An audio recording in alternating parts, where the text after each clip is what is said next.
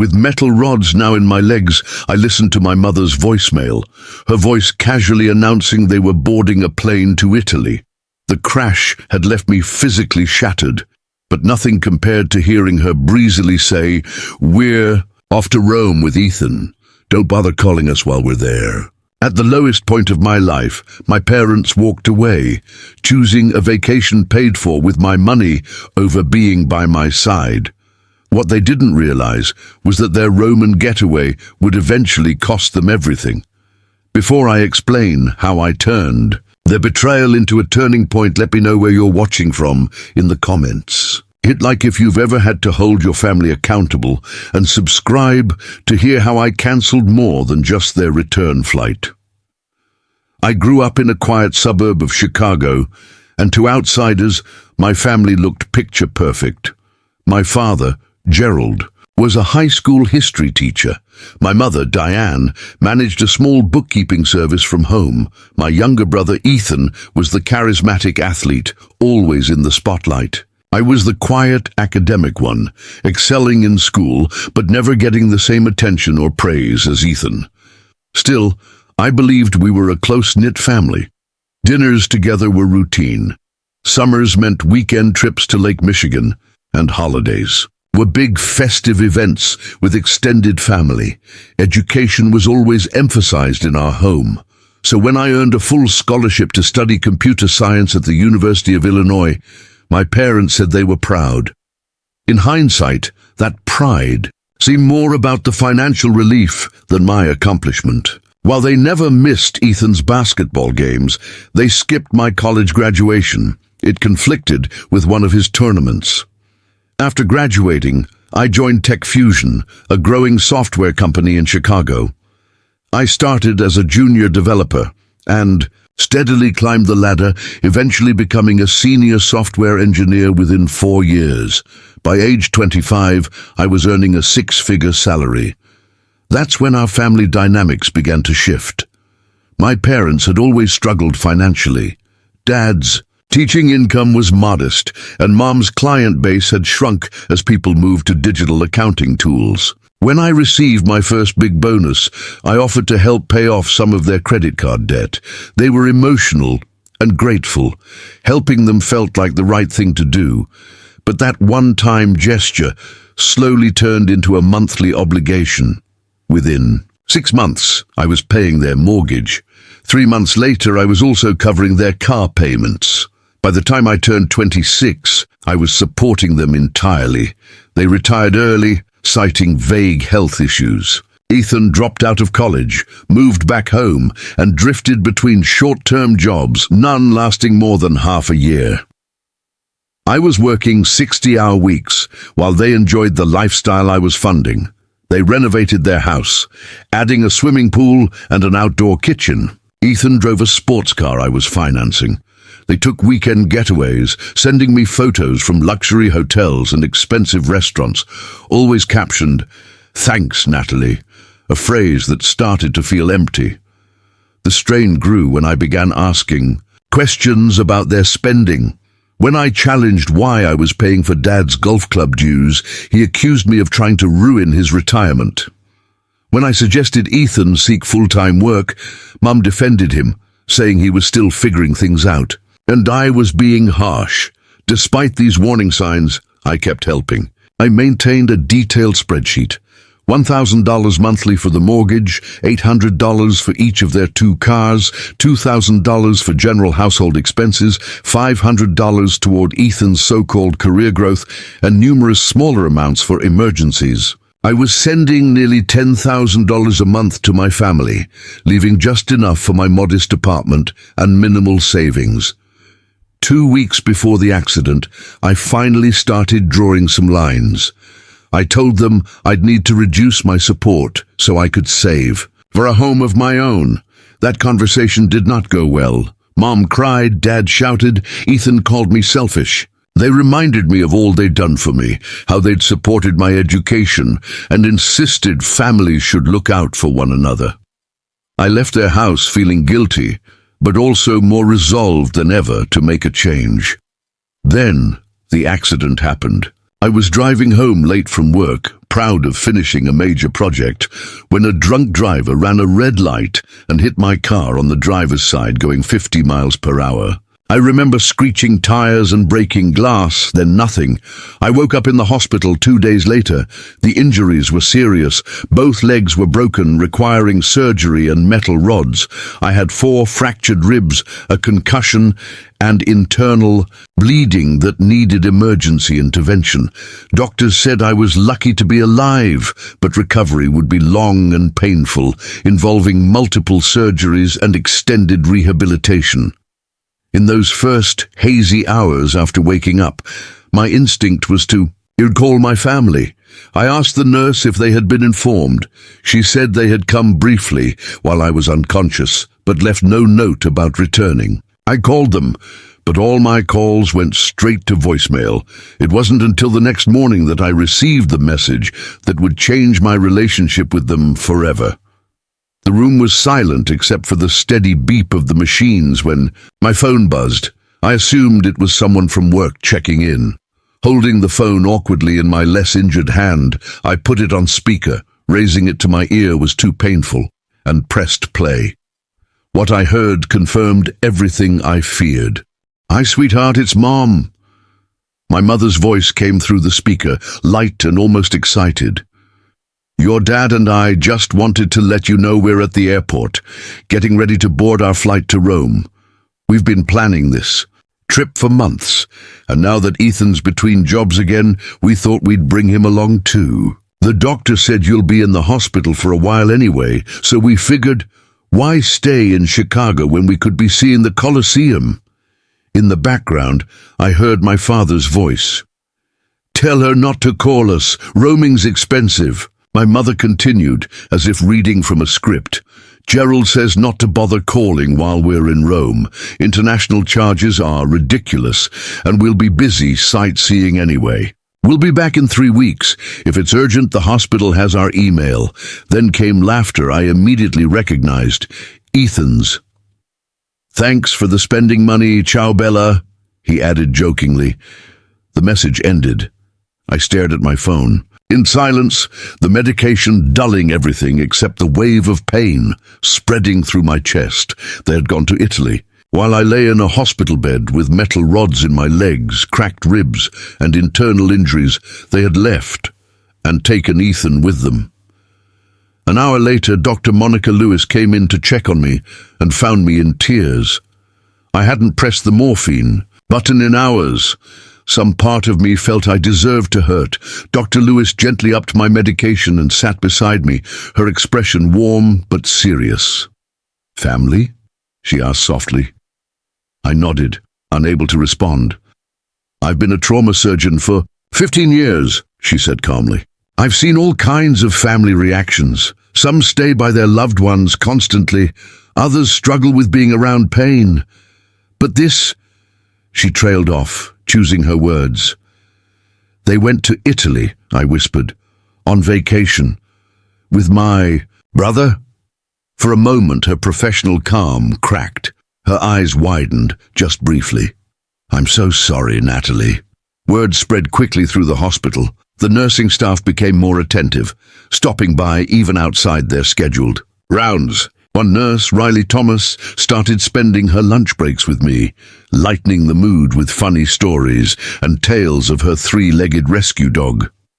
My hospital roommate, Samantha Wilson, a 60-year-old recovering from gallbladder surgery, had been there when I first heard the voicemail. She became fiercely protective, even snapping at a young resident who questioned why no family member was present for a care discussion. "She is family," Samantha had said firmly. "Now explain the options again, and use smaller words this time." That evening, I tried to call my parents again, hoping maybe I had misunderstood. The calls went straight to voicemail. I sent texts, read but unanswered. As a last effort, I messaged Ethan. After 3 tries, he finally responded, "Can't talk on a gondola in Venice. Mum says you'll be fine. Nurses will take care of you. That's their job." That night, restless and aching, I scrolled through social media. That's when I found it. A photo my mother had posted 3 weeks earlier. She, my dad, and Ethan were holding printed plane tickets captioned, "Counting down to our Roman holiday, 21 days until we say ciao to Chicago." It hit me then. The trip had been planned long before my accident. They knew I was hospitalized. They left anyway. Digging deeper, I found more. In the private family group, my mother had joked about asking me for a bit extra that month for their summer splurge. Someone joked about Rome being pricey and Ethan needing shopping money for Italian clothes. The final blow was financial. I checked my credit card statement and saw a $15,000 charge to a luxury travel agency, made 2 days after my accident. They hadn't just left me, they'd used my money to do it. The days that followed were some of the hardest I've ever lived. The physical pain was intense, but the emotional pain was worse. Every physical therapy session became a battle, not just against a broken body, but against a broken spirit. I would sob silently through exercises, gritting my teeth as Marcus, my physical therapist, gently encouraged me. "You're doing great, Natalie. You're stronger than you think." But I didn't feel strong. I felt naive, used, forgotten.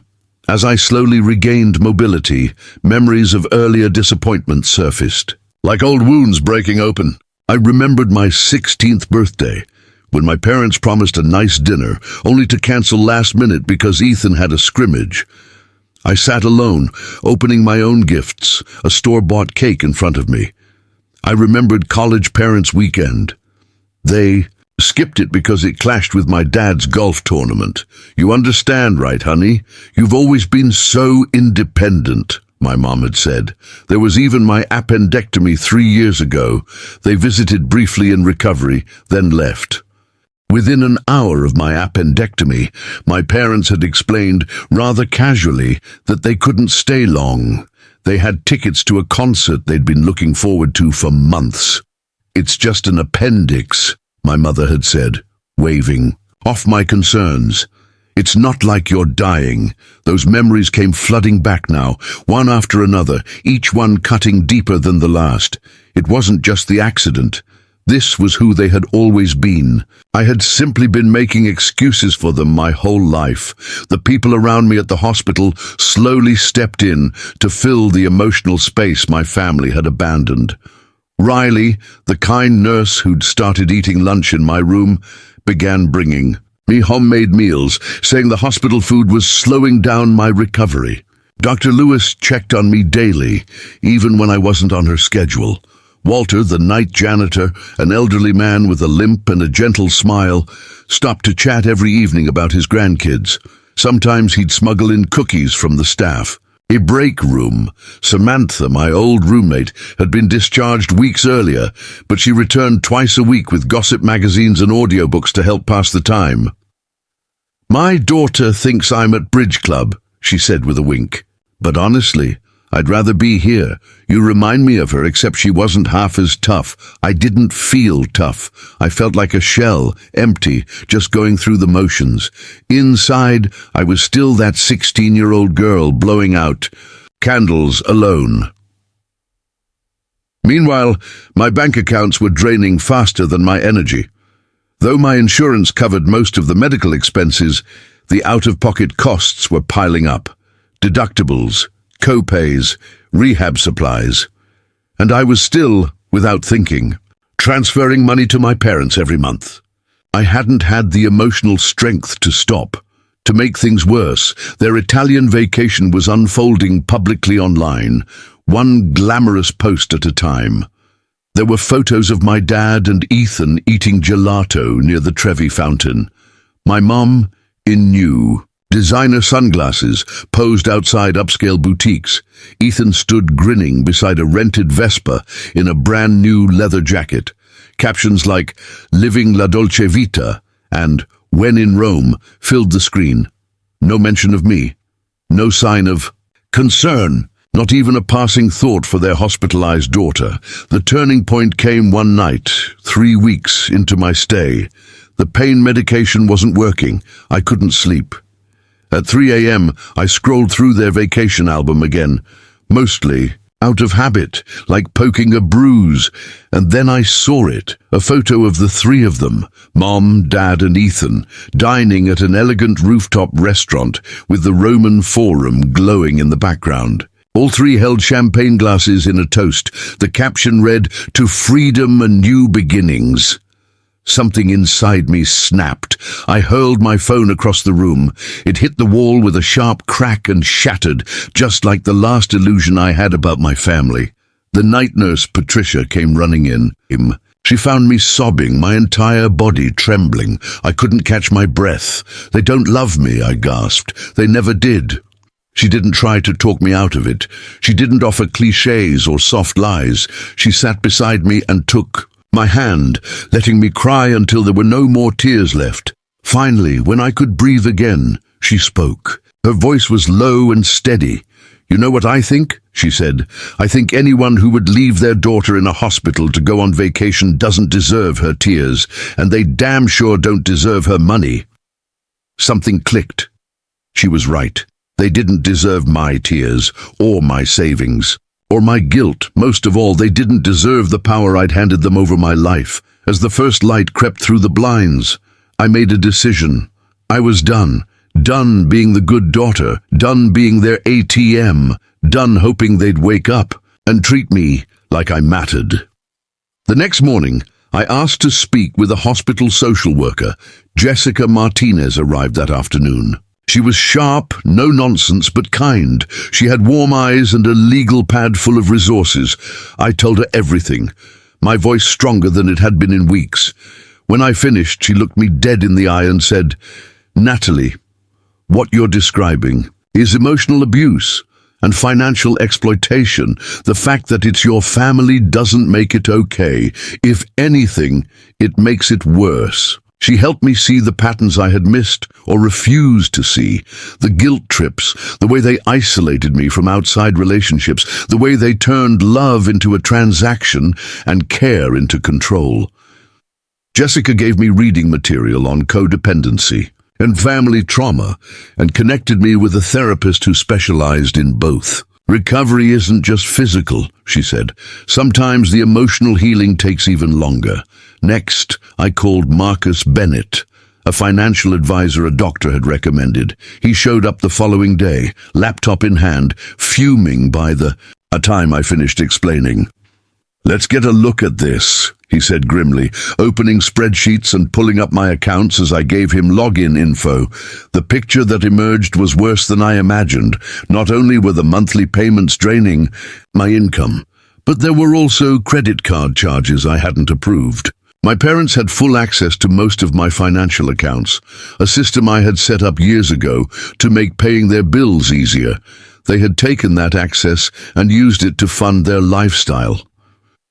"You're bankrolling them, Natalie," Marcus said. "Completely. And from what I'm seeing in these Italy charges, they have no plans to stop." We spent hours building a financial separation plan, something airtight that had to be executed all at once before they realized what was happening. He also recommended a lawyer in case things got messy. Later that week, Benjamin Clark, a calm, experienced attorney, visited my hospital room. His specialty? Family financial abuse. Benjamin's advice proved crucial. He explained my legal rights clearly. "Since your parents aren't elderly or under guardianship, and there's no power of attorney in place, you are fully entitled to stop giving them money," he warned me that they might try to make it look like I owed them support, but legally they didn't have a case. "They can scream entitlement all they want," he said, "but they don't have a legal leg to stand on." Still, he recommended I be ready for possible backlash. Save any voicemails, take screenshots of social media posts, document every unauthorized charge. If they try to paint you as the villain, we'll have plenty to show the truth. In the middle of all this preparation, someone I never expected walked through my hospital door. "Aunt Margaret," I said, stunned. She smiled gently and sat carefully on the edge of my bed. "Ashley from your office found me," she explained. "You listed me as your emergency contact years ago, before your parents made you take me off. It had been years since I'd seen her. She and my parents had a falling out long ago. Until now, I hadn't known the full story. She told me everything, long before I had money. My parents had a pattern: borrowing from family, maxing out credit cards, draining resources, and never paying anyone back. She said they'd done it to multiple relatives. They'd even taken money from my grandfather's retirement fund while he was in hospice to pay for a cruise. I tried to stop them, she said, her voice tight with old fury. That's why we haven't spoken in years. She also told me they had cut her off completely when she refused to loan them money for a Florida timeshare, a request that came shortly after I got my first big promotion. They found a new piggy bank, she said. You. She looked down, visibly upset. I should have tried harder to warn you, but Gerald threatened to cut me out of your life completely if I said a word. That broke something in me. Again. But this time, it also lit a fire. Aunt Margaret offered me her guest house for recovery. It's all on one level, she said. Walk-in shower with grab bars. I renovated it for my mom before she passed. You're welcome to stay as long as you need. With my physical body healing and real support finally around me, I started working on the emotional side. My therapist, Dr. Rebecca Collins, helped me untangle the guilt that still clung to me. Every time I second-guessed cutting off my parents, she reminded me, you're not abandoning them, you're setting boundaries, and that's healthy. By the end of week 6 in the hospital, everything was ready. My parents and Ethan were due back from Italy in 4 days. I had the legal documents prepared. My emotional support system was solid. And for the first time in a long time, I felt in control. The night before I put the plan in motion, Riley stayed late after her shift. She brought contraband pizza and a warm presence I'd come to look forward to, more than I expected. You, sure about this? She asked gently. It's not too late to back out. I looked down at my legs, still healing but stronger, then up at her. I've never been more sure. They left me when I needed them the most, I continued. Used my money to fund their vacation and showed no remorse. If I don't end it now, nothing will ever change. Riley nodded and squeezed my hand. Then I'm with you, all the way. That night I slept like I hadn't in weeks. When I woke up, the sunlight seemed brighter. My body still ached, but there was energy inside me. Purpose. Riley arrived early, coffee in hand. Ready? I nodded. Let's do this. First stop, the bank. Following Marcus's step-by-step instructions, I removed my parents as authorized users on all accounts and changed every password. I cancelled the automatic transfers. Then I opened a brand new account at a completely different bank and moved my savings there, somewhere they couldn't reach. Next, credit cards. I called each company to report my cards as compromised and asked for new numbers. For the card my parents had taken to Italy, I disputed the charges entirely and opened a fraud case. They'll probably find out when the credit card company contacts them, I told Riley. That might be the first clue. They get that something's wrong. Riley just nodded. Let them be surprised. Then came the moment that felt the most satisfying. Using my email, I found the airline confirmation number for their return flight from Rome to Chicago. I logged in, and then I changed the contact information and added a travel alert. Please flag for possible fraudulent use. It turned out my father had used my email to book the return flights and my credit card to pay for them. With just a few clicks, I cancelled the tickets and got a partial credit back to my account. Riley stared at me. They're going to be stranded in Italy. Only for a little while, I said. They have their own credit cards. Let them use their money to get home for once. We moved on to the next step. All the physical items I'd been paying for. First were the cars. I was paying for both of my parents' cars and Ethan's flashy sports car. I called the leasing company and told them I would no longer be making payments on vehicles I didn't own or use. I arranged for Ethan's car to be picked up from the long-term airport parking lot, where he had left it before heading to Rome. Then there was the mortgage. My name wasn't on their house, so I couldn't sell or repossess it, but I could stop covering the payments. I also removed my credit card from their utility bills. We kept going, line by line. Cell phone plans, streaming subscriptions, gym, memberships, insurance policies, cable and internet bills. Anything I'd been paying for, I either cancelled or took myself off of. By lunchtime, we had cut off almost every financial tie I had with them. Each step felt like lifting another stone off my chest. I could breathe again. "What about their stuff?" Riley asked as we took a break. "Anything at their house you want back?"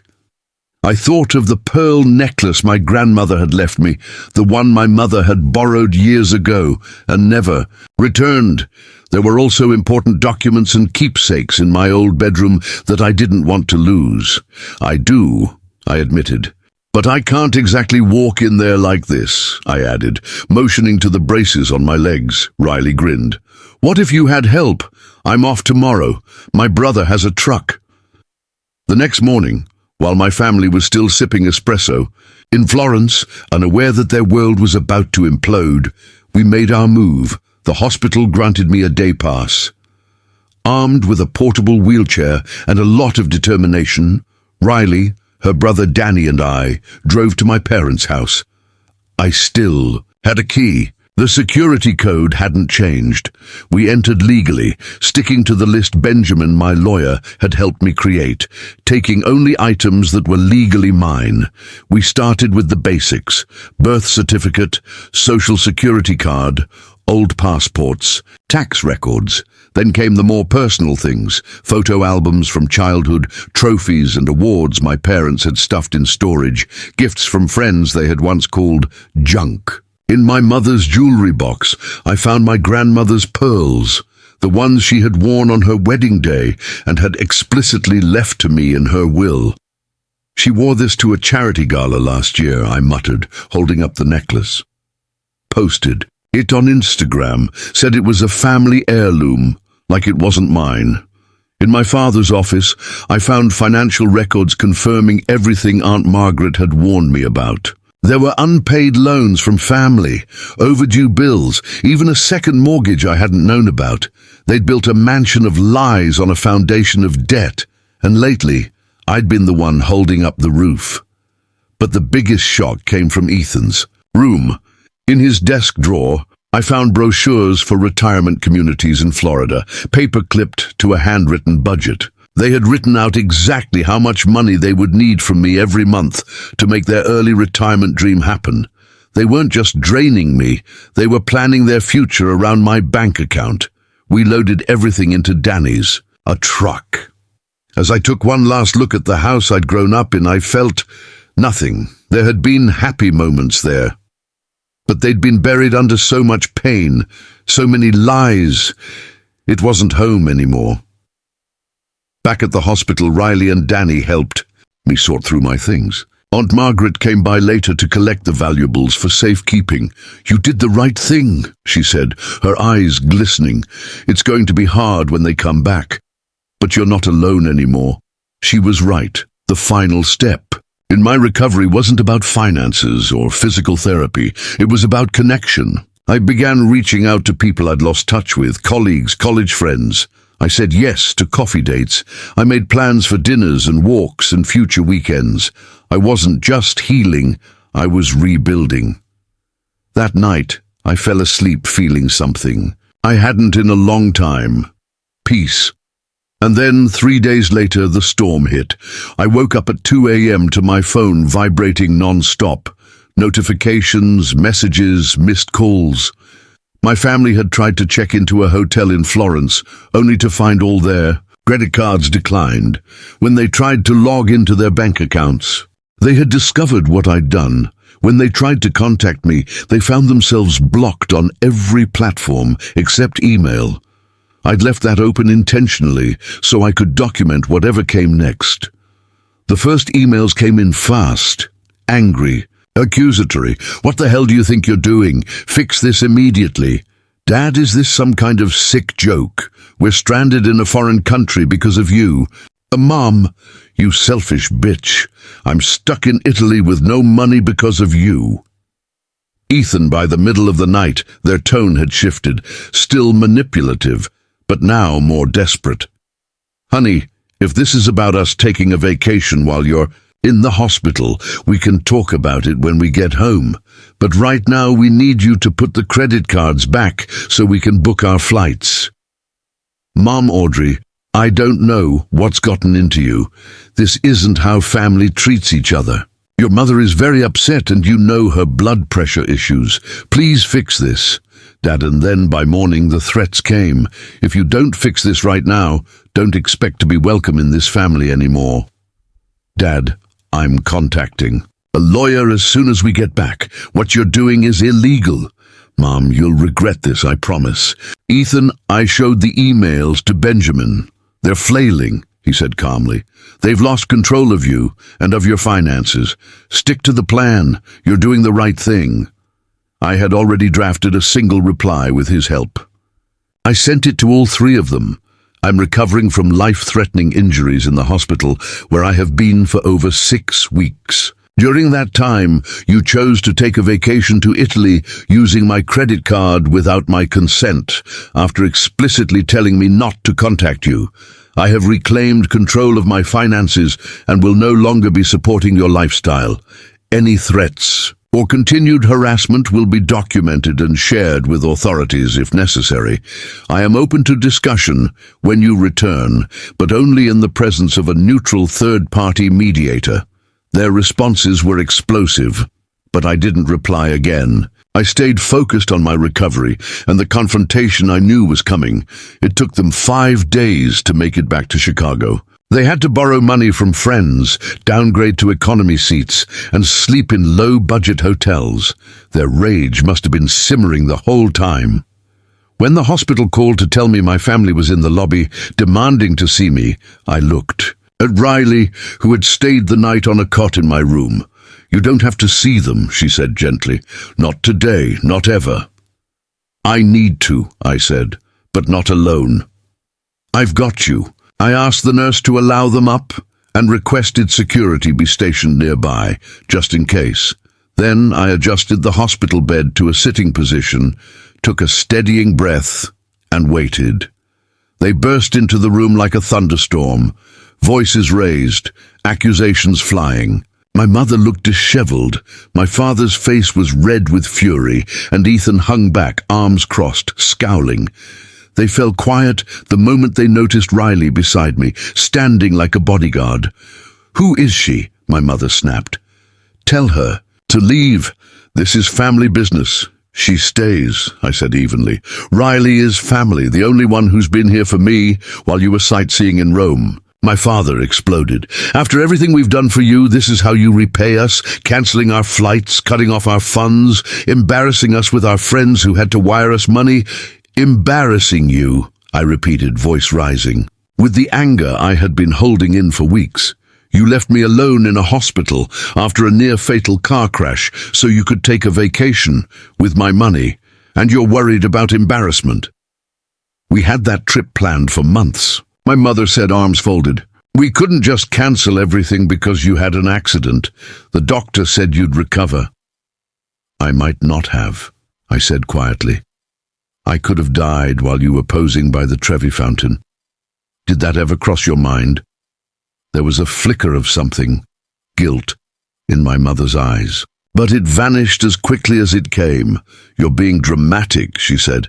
Actually, she's not, Riley interrupted, her voice all professional calm now.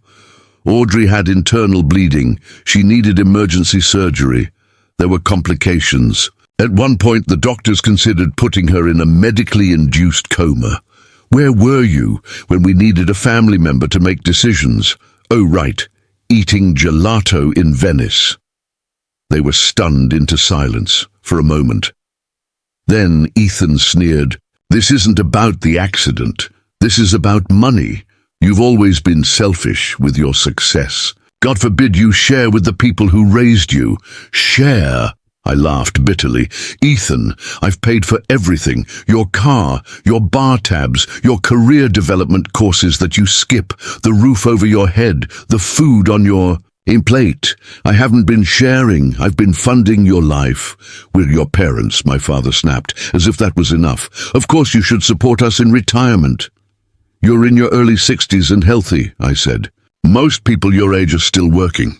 And even if you were retired, that doesn't entitle you to a luxury vacation while your daughter is lying in a hospital bed. The argument spiraled. They tried everything. Guilt. After all, we sacrificed to raise you. Gaslighting. You're misremembering. We've always supported you. Threats. You'll regret this. You're cutting off your own family, but I didn't break. You'll never see us again if you don't fix this. That was their parting threat. When that didn't land, they pivoted, trying faux concern. We're worried about your mental state, my mother said, tilting her head with mock sympathy. Maybe the head injury affected your judgment. Through it all, I stayed calm. Riley's steady presence beside me was my anchor, a quiet reminder that I wasn't alone anymore. Eventually, when the yelling, guilt trips, and manipulation failed, my father changed tactics. Fine, he said, voice tight. We shouldn't have gone to Italy while you were in the hospital. We admit that was inconsiderate, but you can't just cut us off completely. We have bills due next week. I'm not cutting you off from pocket money, I said. I've been paying for your entire lives, over $10,000 a month for years. That ends now.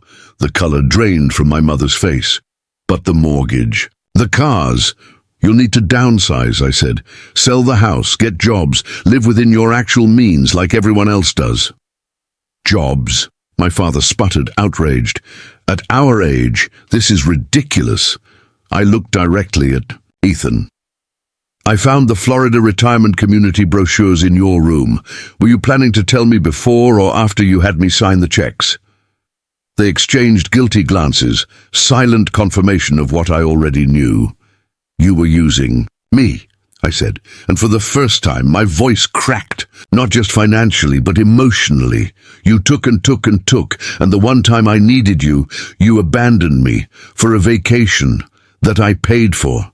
Do you have any idea what that feels like? No one answered.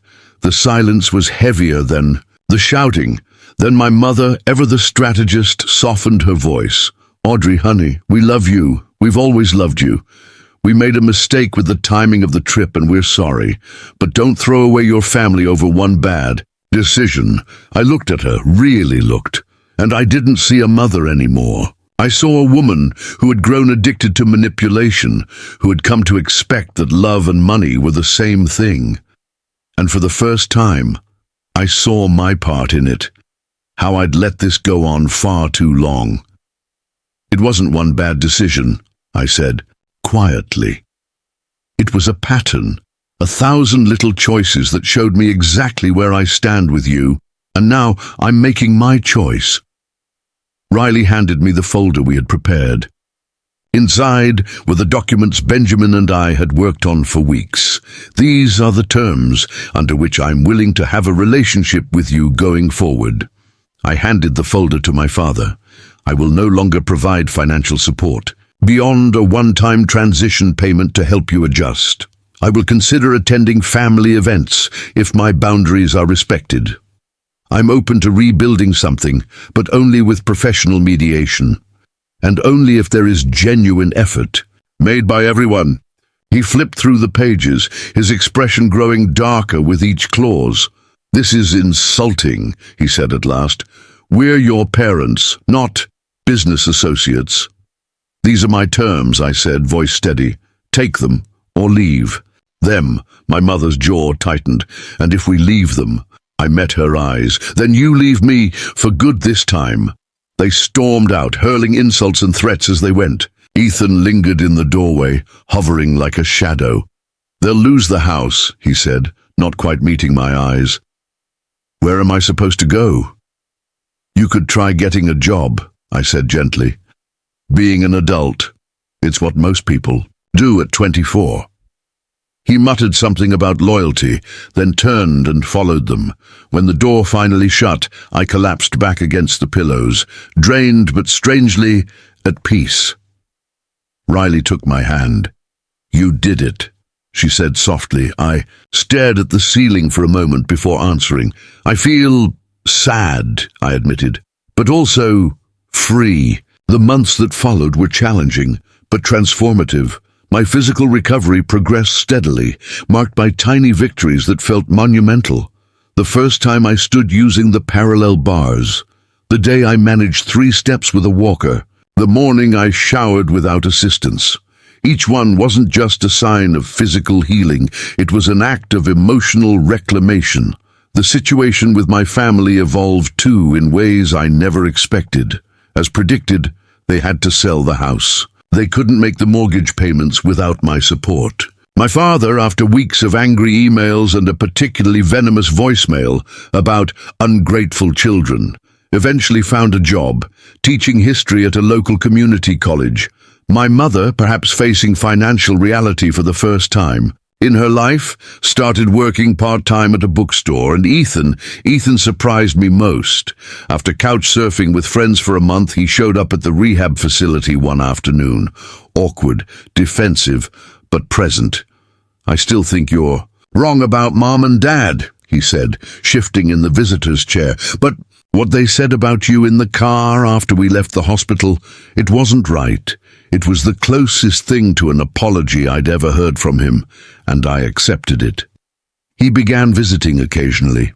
Our conversations slowly shifted from drama to real talk. One day he admitted something I never thought I'd hear.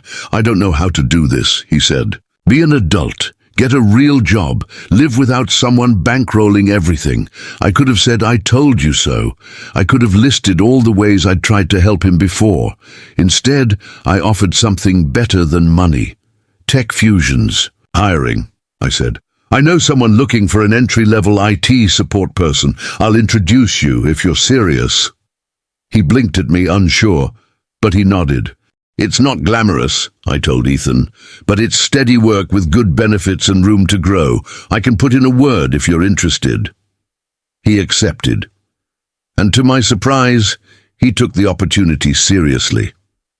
It wasn't an instant transformation. He still stumbled, still complained, but when he proudly showed me his first real paycheck months later, it felt like something fundamental had shifted. Maybe not everything was fixed, but for the first time, something was truly different. My parents were slower to come around. There were attempts at manipulation, guilt trips disguised as reconciliation efforts, and occasional financial emergencies that always seemed to require my immediate assistance. Each time, I maintained my boundaries, calmly referring them to the terms I'd set out. 6 months after that confrontation in my hospital room, they finally agreed to meet with a family therapist. The sessions were difficult. Old wounds reopened.